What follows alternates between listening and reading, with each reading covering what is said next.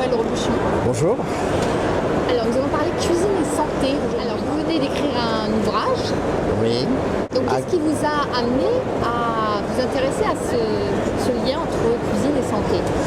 Il y a quelques années, je me trouvais à Las Vegas où il y avait un congrès d'oncologues, de cancérologues, les plus réputés dans le monde, qui avaient été invités.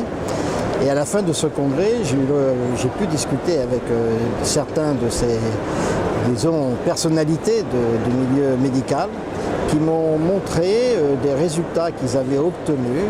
Alors ils m'ont fait voir sur leur ordinateur, j'avoue que je n'ai rien compris, mais bien sûr des résultats qu'ils montraient avec une médecine, un traitement traditionnel et un traitement traditionnel avec la nourriture pour soigner des tumeurs de cerveau.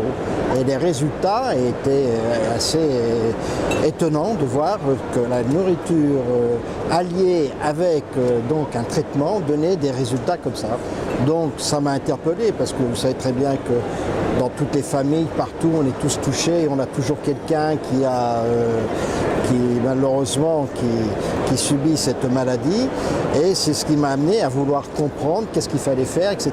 Qu'est-ce qu'on pouvait faire, nous, restaurateurs. Bon, c'est vrai qu'on n'est pas là, on n'est pas des nutritionnistes, ni des diététiciens, on n'est pas des médecins, mais on essaye d'écouter. Et ce qu'on peut faire facilement comme cuisinier, c'est surtout utiliser par exemple des antioxydants. On a beaucoup de produits qui sont très bons, qui sont très sains pour la santé. Prenez, je sais pas, le curcuma, le rosemary, enfin le romarin, il y a même le poivre, enfin il y a beaucoup de choses qui peuvent convenir. Donc c'est de les utiliser dans la cuisine au maximum. Alors je dois vous dire que j'utilise beaucoup de ces produits antioxydants. Je ne le dis pas parce que des fois, quand je mets du curcuma, il y a des gens qui ne savent pas ce que c'est, pourquoi ils mettent du curcuma, etc.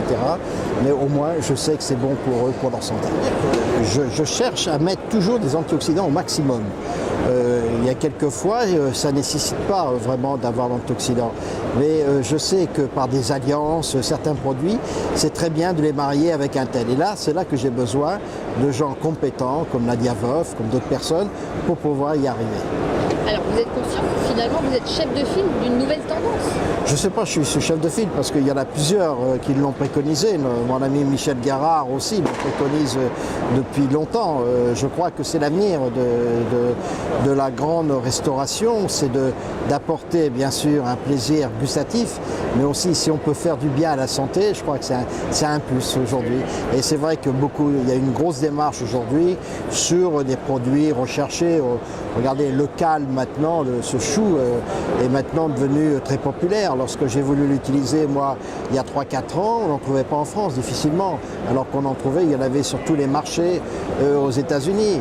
Moi, je me penche aussi. Bon, c'est vrai, tout le monde me dit, c'est pas parfait, etc. Mais quand je peux utiliser un produit bio qui a une qualité organoleptique, je l'utilise en priorité. En plus, on utilise vraiment des produits avec des traçabilités maintenant très draconiennes. Ça ne s'arrête pas à savoir ça vient de telle région. Nous, on cherche à savoir qui l'a fait, quel est le producteur, allez même le voir. Donc, on va beaucoup plus loin dans cette démarche-là.